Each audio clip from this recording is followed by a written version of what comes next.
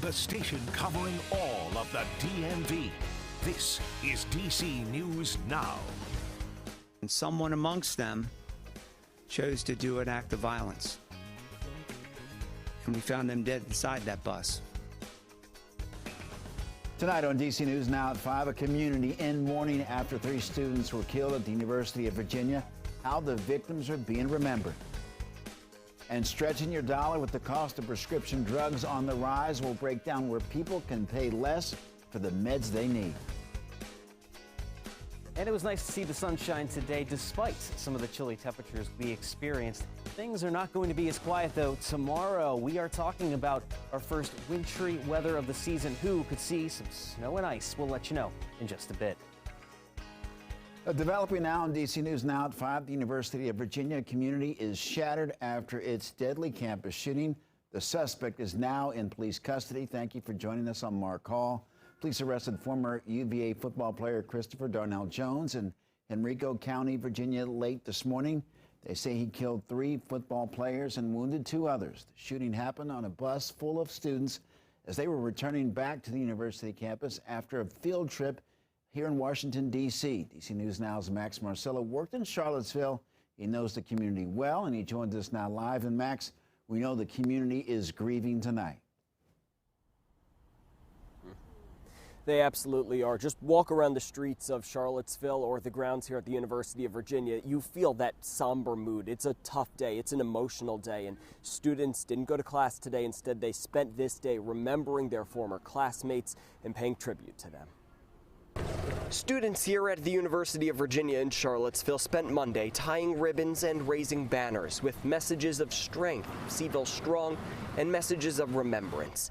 This memorial banner hangs outside the Sigma Alpha Epsilon house as the fraternity's brothers remember these 3 young men, Lavelle Davis Jr., Devin Chandler, and Deshaun Perry, the 3 victims of a shooting on Sunday night. When I see our students, I see my own kids. And I cannot imagine anything worse for a parent than to lose a child. As police continue to investigate the scene of the shooting, blocks away people went to St. Paul's Church to pray. One of them is second-year student Cameron Daniels. We heard the gunshots, so we're still pretty shaken up and everything. Daniels didn't know the victims personally, but her roommate did. I do know from my friends' stories and everything that they were very fun and silly and just always making people laugh and smile. They prayed for the victims' families and a community now dealing with new trauma. And it just breaks my heart that yet another story like this has to happen, where we're constantly afraid that there's going to be gunshots somewhere. And tonight, the remembrances are continuing. University President Jim Ryan said the community is going to have a more put-together vigil at some point. University organizing details of that right now. The church we showed you in that story, they're having a prayer service starting in just under a half hour for anyone in this community that needs a shoulder to lean on and a little prayer to help them get through this tough time. Reporting live in Charlottesville, Max Marcella, DC News Now. Max, thank you. Who's Christopher Darnell Jones Jr.? The 22-year-old suspect had once been on the football team. He came to the attention of the university's threat assessment team this fall after a person unaffiliated with the school reported the suspect allegedly made a comment about possessing a gun. School officials looked into the situation, including speaking with the suspect's roommate, but no threats were reported. They also said the suspect had been involved in what they call a hazing investigation of some sort. They didn't share details of the case, but say it was closed after witnesses failed to cooperate. Officials also learned about a prior incident outside of Charlottesville involving a weapons violation. That was not reported to the university, and Governor Glenn Youngkin released a statement after the shooting saying that we had a horrific tragedy overnight at UVA. Lives were lost and families changed forever. While there are still many details to uncover, let us lift up the entire community in prayer. The university's head football coach, Tony Elliott, also released a statement. I cannot find the words to express the devastation and heartache that our team is feeling today. These precious young men were called away too soon. They touched us, inspired us, and worked incredibly hard. We will continue to follow this story on DC News Now at 6. For the latest, you can always visit our website at dcnewsnow.com. Meteorologist Damon Matson joins us now. And Damon, the sun was out earlier. Nice day. My question to you, will it continue? A nice quiet day indeed, Mark, but our weather has been quite active of late, and it's going to continue on that trend now as we move into the rest of this upcoming week. And just a bit earlier this afternoon, we have advisories pretty much handling that active weather that's on the way, and we haven't seen many of these in quite a while. A winter weather advisory that takes effect at 10 a.m. tomorrow morning, going until midnight on Tuesday night, going into Wednesday morning there. And this covers western Maryland, Garrett, Allegheny counties, Mineral, and Hampshire counties in West Virginia. Now, within this advisory is where we're expecting some of that wintry precip. Yes, wintry precip is expected to move in tomorrow afternoon.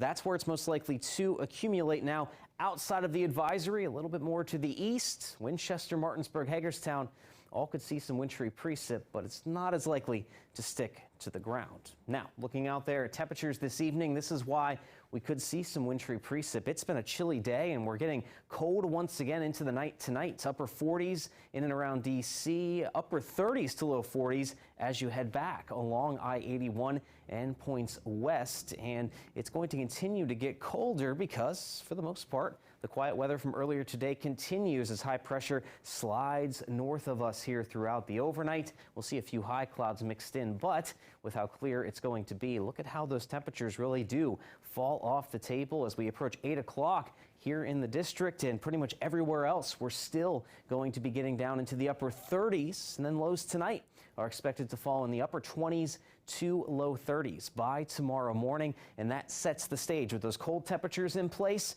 we are going to see plenty of rain. Many of us will just see some of that rainfall, but the higher chance of a wintry mix is there to our northwestern counties, especially in the higher elevations. So when exactly are we going to see that snowfall, and how much of it could end up accumulating? We'll have a look at that and more in your full forecast coming up here in just a bit. All right, Damon, thank you. Police are investigating the anti-Semitic graffiti on a trail in Montgomery County. This is the second time in 3 months that it has happened on the Bethesda Trolley Trail in North Bethesda. This is video from back in August when police found hate-filled message on the trail, including a swastika. In the latest incident, vandals drew 3 people hanging from a noose in red paint with hateful words, and also anti-Semitic graffiti was also found on another old Georgetown road and Tuckerman Lane with symbols including a swastika on a brick wall. Now, it comes weeks after the Montgomery County Council passed a resolution on combating anti-Semitism. Well, Montgomery County Executive Mark Elridge issued a statement saying, in part, anti-Semitism, hate, and attempts at intimidation in any form should not exist nor be tolerated anywhere, especially in a community like Montgomery County.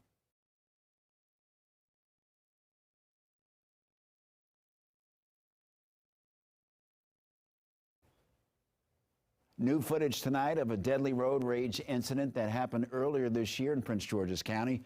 On March 19th, Delonte Hicks, a 29-year-old tow truck driver of Washington, D.C., was shot and killed on Route 50 near Veterans Parkway. This video footage was released from a camera located inside the tow truck. Police say Hicks was exchanging words with the driver of a black passenger car when the driver pulled out a weapon and fired into the vehicle. The gunman then fled the scene. Anyone with information is asked to contact police. Well, the Supreme Court has cleared the way for the House committee investigating the Capitol riots to get phone records belonging to the leaders of the Arizona Republican Party. The court rejected GOP State Chair Kelly Ward's request to stop the turnover of records.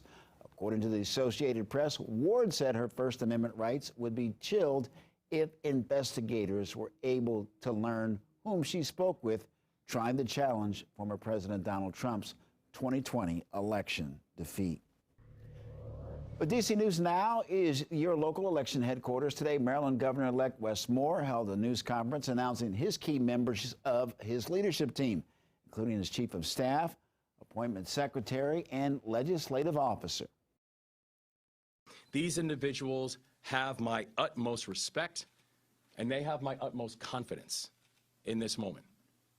That in this time and in this moment, Marylanders will be able to look up at this administration with a real sense of pride. Moore says his goal is to have his cabinet reflect the diversity of Maryland, saying it will help residents see that their issues are seen by the state's leadership. Developing tonight, Montgomery County Police are searching for a suspect in a shooting that happened outside of Clyde's and Chevy Chase. Investigators say it happened just after midnight. The male suspect had argued with the victims inside of the restaurant. When they were outside of the restaurant, the suspect shot one of the male victims in the upper body and hit the other male victim in the face and left the scene. 2 victims were taken to the hospital with non-life-threatening injuries. In Prince William County, Virginia, police have identified a man who was killed. It happened Saturday morning on Old Triangle Road in Dumfries. Police say 44-year-old Demetrius LeVar Graham was shot in his car. Police are still working to figure out what exactly happened. If you have any information, please give police a call. Well, President Biden and Chinese leader Xi Jinping met face-to-face on Monday for the first time since Biden took office. The meeting comes after years of escalating tensions between the U.S. and China. But as Washington correspondent Anna Wernicke reports, President Biden left the meeting very confident that the U.S. and China can work together moving forward. For more than 3 hours, President Joe Biden met face-to-face with China's leader Xi Jinping on Monday. We were very blunt with one another. President Biden says the 2 leaders discussed a range of topics, including their ongoing divisions over key issues like human rights, technology, and trade. Do I think he's willing to compromise on various issues? Yes. Tensions between the 2 countries escalated in August over Taiwan. The U.S. officially recognizes Taiwan is part of China, but doesn't support China's desire to exert more control over the island and has promised to help the territory defend itself. I do not think there's any imminent attempt on the part of China to invade Taiwan. And I made it clear that our policy on Taiwan has not changed at all. President Biden called the meeting direct and straightforward and says it shows that the line of communication between Beijing and Washington is now open. We welcome it. Other countries say communication between the world powers is an important step towards solving global problems like climate change. We hope that that will contribute, of course, to facilitating reaching agreement on the important issues that threaten, as I said, everyone. But Tennessee Republican Senator Marsha Blackburn says the U.S. shouldn't let its guard down, saying in a tweet, quote, Xi Jinping is focused on global domination, not working with the Biden administration on climate change. In Washington, I'm Anna Wernicke.